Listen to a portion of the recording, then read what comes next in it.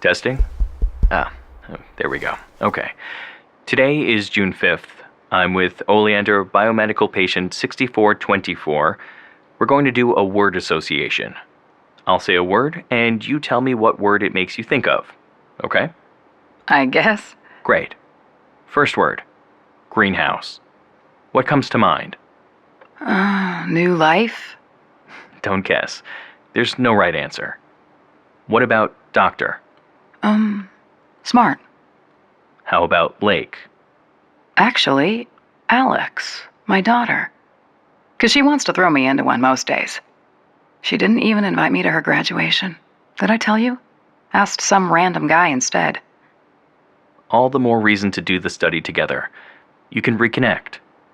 But what if she never speaks to me again afterward? Why would you say that? I have a feeling there's something she's not going to like about the memories. But you chose those memories for her. It's just, you know how you wake up from a dream and you tell yourself, okay, that was wild, and I'm going to remember it exactly. But then, once you're in the shower, the details, they're different. And you're like, wait, was I using a sneaker to call 911, or was it the buttons on the microwave? So you're worried there's something in the memories you've forgotten that will be painful for her? I can understand being hesitant, but look, we're trying to help you. Remember how we talked about that? I wouldn't have reached out if I didn't think this could do good things. But if you don't want help... No, I do. I just meant Alex is sensitive. But never mind. Everything is fine. Please, we want to do the study. Forget I said anything at all. Realm presents Memory Lane. Episode 1.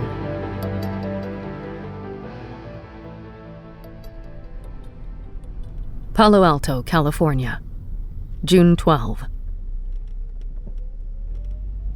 The parking lot of Oleander Biomedical is organized by famous medical researchers. You can park in the Curie section, or the Louis Pasteur section, or, like our car, right under a large portrait of Watson and Crick. I turn off the ignition, and my mother, Cassie, I haven't called her mom since I was 12, whips an e-cig from her pack and flicks the on switch. Really? You're going to light up in front of the giant human lungs? I gesture at the sculpture in front of the building. 2 abstract lungs made of bronze stretch into the sky. Sunlight glints off the sculpture's hammered surface. Cassie smiles at me sideways while she takes a drag. Come on, you wouldn't let me vape on the drive. And anyway, you've got your little puzzle. Let me have my thing. I realize the stem is in my hand already. I must have reached for it as soon as I turned off the ignition. You know they're not the same. Cassie shrugs and makes a sound that could mean anything. The smooth plastic disc of the stem fits perfectly in my palm. I press its buttons in the right order and a warm feeling zips up my spine and floods my head. Within seconds, I'm infused with a feeling I can only describe as, it's all good. It doesn't last long.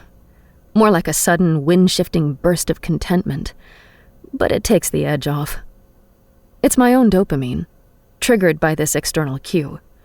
I'm not ingesting or inhaling anything, unlike Cassie. Sure, her brand of e-cig is marketed as a healthy alternative, loaded up with vitamins and antivirals, but there's still a bunch of actual nicotine in there, too. Hey, honey. Thanks for driving. I offer up my cheek when she leans over the console to kiss me like I'm a kid again. Then she pops out of the passenger side and rushes toward the building without even closing the door. I reach over to pull it closed, then hustle after her through the parking lot. Of course, I drove. This might have been her idea, an early medical trial that I'm not even sure is legit. But once I decided I was in, I was in. Leave it to Cassie to get us here, and she could flake in an infinite number of ways. Maybe just not show up, which actually happened at my college graduation last month. Or she might pull over to stop at a thrift store and entirely forget about our appointment. Or she might just drive the other way and decide to take us on a different adventure. I'm technically supposed to be looking for jobs today. I'm hoping to find something in game design, maybe an app. But when Cassie asks, she shall receive.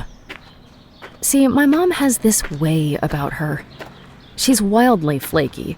She only remembers my birthday half the time. But when she does, she puts together a hell of a party. Inconsistent. But when she's on, she's on. Despite the fact that I used to spend my babysitting money on a therapy app to vent my grievances about her over FaceTime, it's not easy saying no to her. But today, I'm here for me. Because if Cassie is telling the truth about why we're here, this study might reveal things I've always wanted to know. About her, about my dad, about me. We're going to be right on time, Cassie says as soon as I catch up to her. There's a first for everything. My whole life, Cassie's been running at least 30 minutes behind. Maybe that's understandable. She's always been juggling a lot. Cassie's only 43 now, so she was 21 when she had me, meaning she'd never really learned how to be responsible for herself before she had to be responsible for both of us. And she had to raise me alone. She struggled to keep a roof over our heads, to keep a job, to keep food in my belly, to keep from falling down the hole of addiction, and to control her mental health. And I don't think it's all her fault. Things happened to her. Things she doesn't like to talk about. Something dark. Something to do with my dad. A man I've never met. A man I know nothing about. But a man I've spent my life looking for. At least until it all went wrong. I look at the Oleander Biomedical Building. It's sand-colored and blocky, with uniform rectangular windows. The place looks professional enough. But am I really going through with this? Is she really going through with this? Cassie studies the cracked screen of her cell phone. Looks like we go to the 4th floor and then turn left. A guard at the front desk face scans us, and then we're in an elevator. It dings on the 4th floor, and we walk down the hall to a waiting room with about 10 or so people. I swallow hard, suddenly feeling the urge to flee. When my mother first brought this up, uttering the words, "mother and daughter medical study," I almost hung up on her. Alex, wait. It's about memories. My memories. From when I was pregnant with you.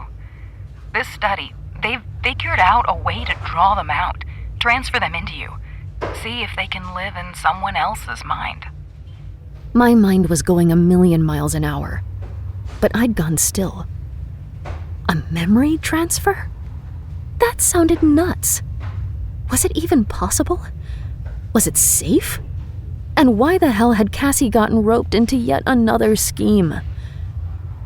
But apart from all the questions, there was only one thing I could bring myself to say. I thought you barely remembered being pregnant with me. Her response that could have meant anything. She was always claiming her memories got fuzzy that far back. A convenient excuse, I knew. An easy out. So why open up now? And why did we need to involve scientists? For years, I've been trying to get my mom to talk about her past. I know the basics. Stiflingly conservative parents. Her father died after contracting a new flu that was going around. He'd refused to be vaccinated. And I only met my grandmother once, when I was 8. She'd criticized my outfit, saying it wasn't appropriate for a young woman. I was wearing jeans. So my mom took off. I get why. But the years between her leaving home and her giving birth to me are a mystery. Given any other subject, she'll riff forever. But she's never told me much about that time. Which is when she must have met my father. I've tried everything. When I was really young, I'd see other dads and ask about mine. In grade school, I badgered her for any shred of information, claiming I'd fail my family tree project. And later, I'd slip in the casual inquiry after she'd had one too many glasses of wine, hoping she'd feel generous, or forget herself, or both. And Cassie's face would always cloud over for a split second, so fast you could miss it.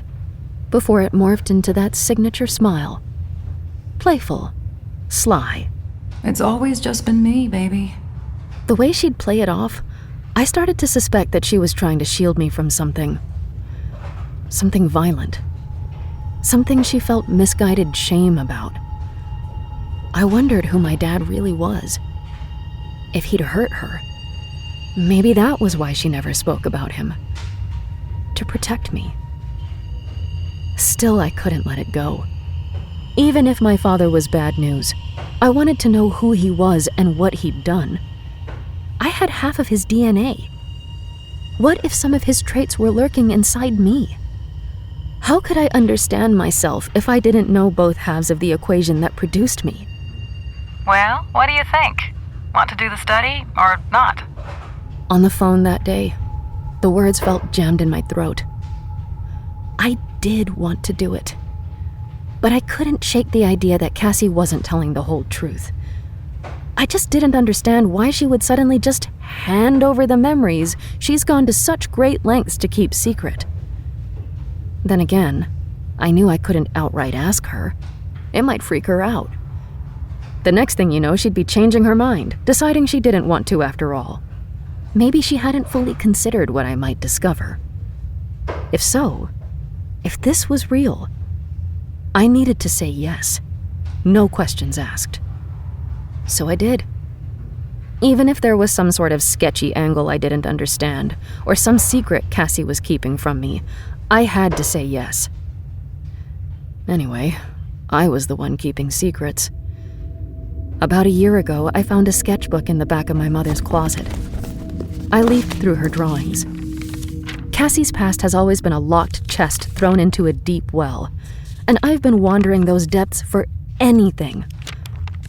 On the very last page of sketches, I found a note in tiny handwriting. C. Call me anytime. It listed a phone number with a California area code. I called it. A man who I'd come to know as Colin answered. And then I shake off the memories, peering at my mother now. She strides across the waiting room and over to a small window at the back, where a receptionist sits. She gives our names, and we have to do yet another face scan.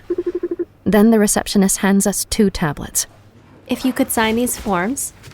On the tablets are legal documents. I scroll through the file, feeling a pit in my stomach. It's at least 10 pages long. I sit down next to a dude who I'm pretty sure is watching porn on his phone. Ugh, nice. I start to read the forms. It's standard legal stuff. Oleander Biomedical isn't responsible for anything and doesn't promise anything. But when I get to the second page about potential side effects, the list is endless.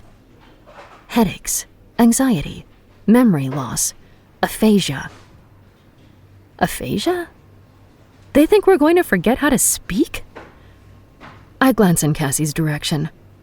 She's rapidly picking at the skin on the side of her thumb, like she's wondering if it's worth it too.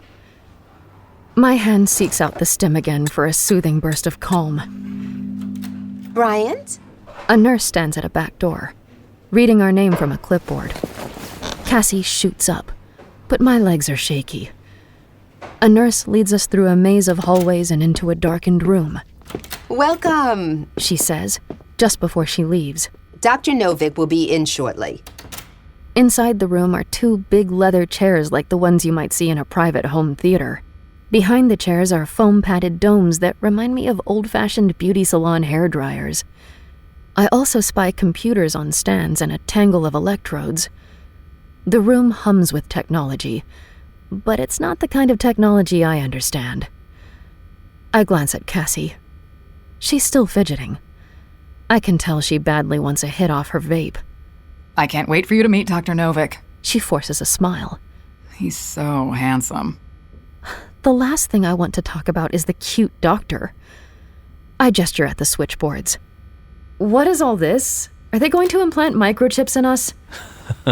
Don't worry, no microchips here. A man has walked into the room. He's tall, in his mid-40s, with wavy dark hair, thick eyebrows, and deep-set, soulful eyes. Handsome, admittedly. Actually, right up my mom's alley. Maybe this was why she'd signed up, despite having to share her memories with me. I catch him smiling at her. And maybe it's just a doctorly professional smile, but I think I catch something else in it too. Gross. He looks my way and offers his hand. Dr. Remy Novick. And good to see you again, Cassie. And here I thought I was patient 6424, Dr. Novick. I glance at her. Patient what? Dr. Novick grabs a stool from the corner, slides it toward us, and sits down casually, his knees apart. Your mom and I met for several sessions when she was first admitted to the study. She's told me a lot about you, Alex, and she's eager to transfer her memories to you. She explained to you what we're doing, right? I tug at my collar. So this is about my mother's memories?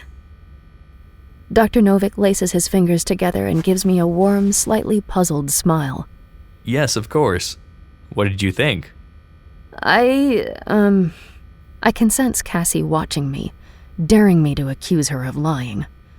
I mean, it sounded a little far-fetched, and Look, I can understand if you feel some trepidation. Your mother tells me you're not the most comfortable in medical environments. This one cringes every time she needs a shot. I watch as they both chuckle. But fears about doctor's offices isn't why I'm uncertain. Then again, admitting I thought my mom was lying isn't something I feel comfortable with either. How is it even possible? What will you use? Drugs? Electrostimulation? Hypnosis? Alex! No, it's okay. Let me assure you, our team are among the world's leading researchers in this field. We have a contingent that studied neurology at MIT, another group that specialized in genetic memory transfer studies at Stanford. What we're doing is revolutionary. He leans forward. I can smell his woodsy soap. If we can harness memories and pass them from one person to another neurologically, consider the possibilities. The human brain is an untapped resource. We have great capacity to store information, maybe even whole generations of memories. This can change how history is passed from one generation to the next. It could keep ancestors alive.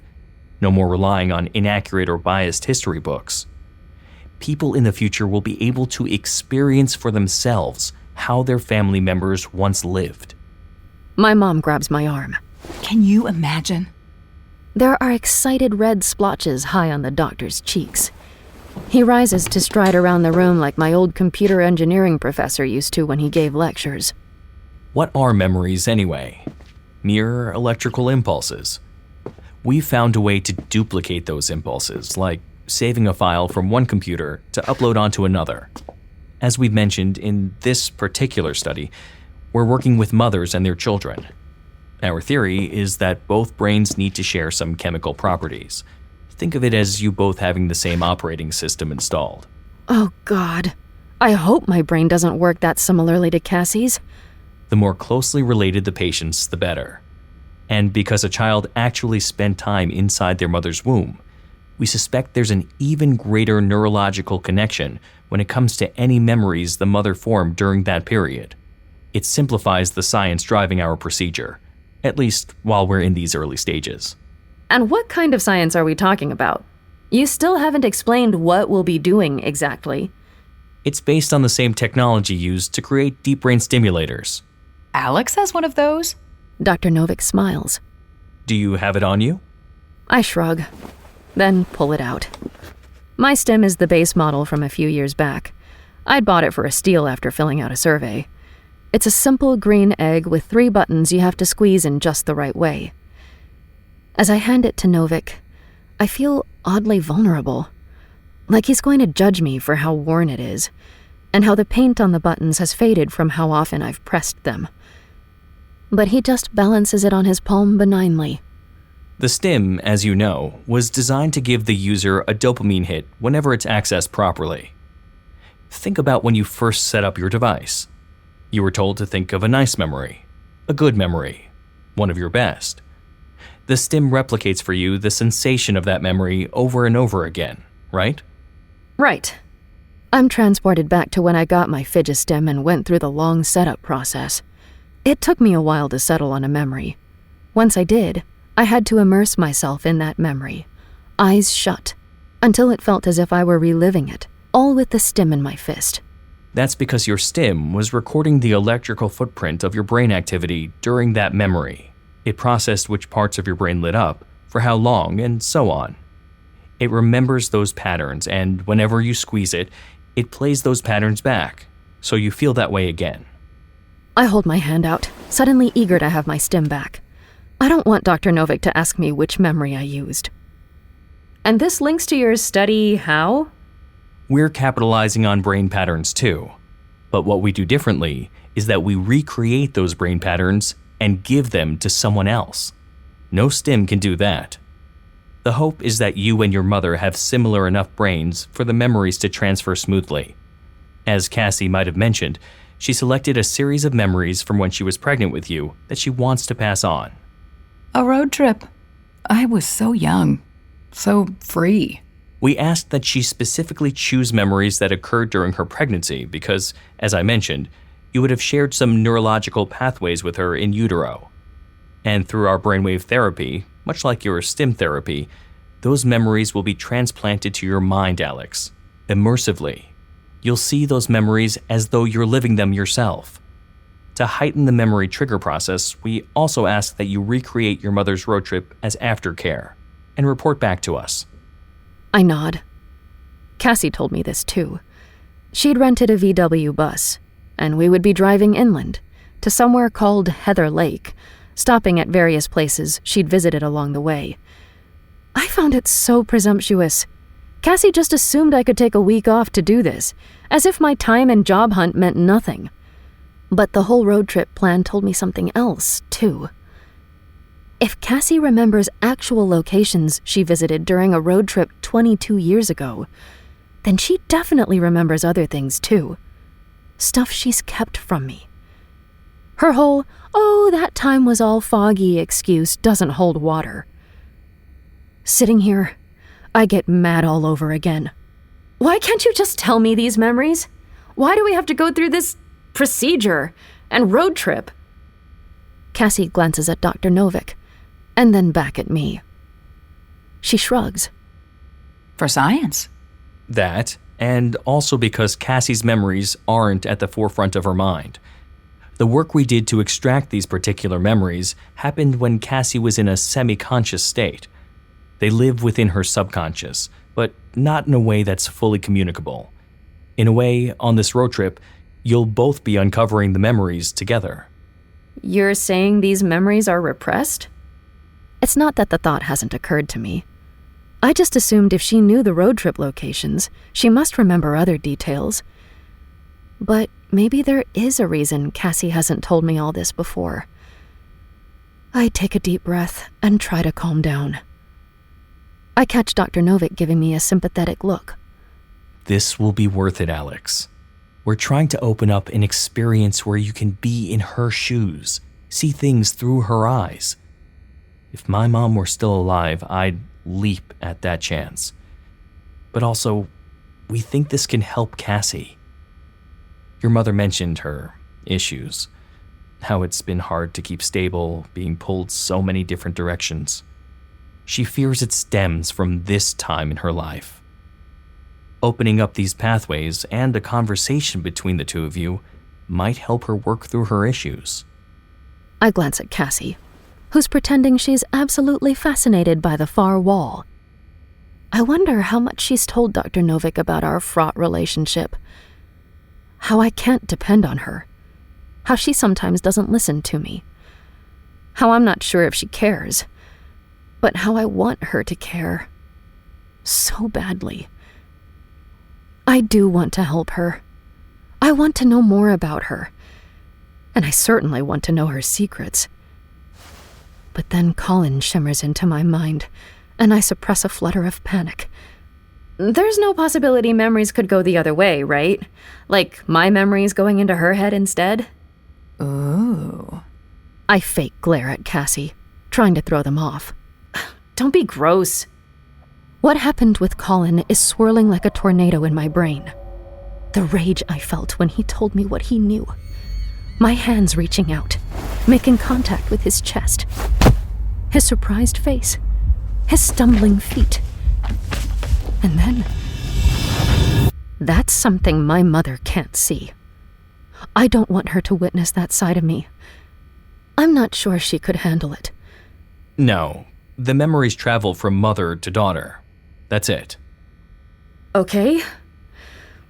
Let's start then. Great. I'll need you both in these seats. He gestures to the recliners. He touches my mother's arm. Are you ready? Uh-huh. Sure. And Alex, are you ready? Dr. Novick motions for me to sit too. The chair is comfortable, but my muscles are tense. Novick places electrodes on my mother's temples and then pulls the dome over her head. It completely obscures her face. Love you, honey. Same, Cassie. Novick places electrodes on my temples too. When he pulls down my dome, claustrophobia sets in. It gets worse when I hear the tapping and clacking of Novick fiddling with a keyboard. The humming sounds grow louder. I keep thinking about what he said. Memories are just bits of electricity. Like my stim. I've done this before. Kind of. Here goes nothing. I'm trying to downplay it in my mind, but as the electrodes on my head start to vibrate, I realize how badly I want it to work. Something zaps at my skull, but it's nothing like the pleasant buzz I get with the stim. I try and wrench my eyes open, but they feel glued shut. And then, flashing images march across my closed eyelids. They're things I can't control, things I don't understand. Someone's eyeball, dreadfully close to my face. Then I'm running fast through a dark forest, my breath coming in terrified gulps. Then I'm plunging backward into a body of water. A pool? The ocean? And someone's hands are holding me under the bubbles while I scream. Then I'm shooting up from a bed in a dark room, only to see a shadow in the doorway. Someone leans over me. None of this is real. None of this is real. I can feel myself wrenching, resisting. And suddenly I'm in a dark, damp room. Starlight shines through glass panes overhead, and thick, lush trees surround me. It's eerily silent. The heavy breathing is gone. The heartbeat has stopped. But in front of me, there's a table. And on the table, oh God, it's too dark for details, features, but it's clearly a person. A body? Lying so still. White cloth like in a hospital over its legs. Its torso. Before I can make out any more details, a scream rocks through my ears. My scream? I whip around. Someone sprints toward me. A hand claps over my mouth. Another hand conceals my eyes. You don't see that. You don't see anything. And they're right. Because next, all I see is darkness. You're listening to Memory Lane, starring Emily Wu Zeller as Alex, Leanne Marie Dobbs as Cassie, and Elliot Schiff as Dr. Remy Novick. Produced by Realm, your portal to another world. Realm. Listen away. Memory Lane stars Emily Wu Zeller, Leanne Marie Dobbs, Chris Chula, Elliot Schiff, Cherie Wichard, and Tiana Camacho. It is written by Sara Shepard and Ellen Goodlett, produced by Rhoda Belleza, and executive produced by Molly Barton. Audio produced and directed by Amanda Rose Smith. Sound design and editing by Kaylin West. Theme music by Amanda Rose Smith.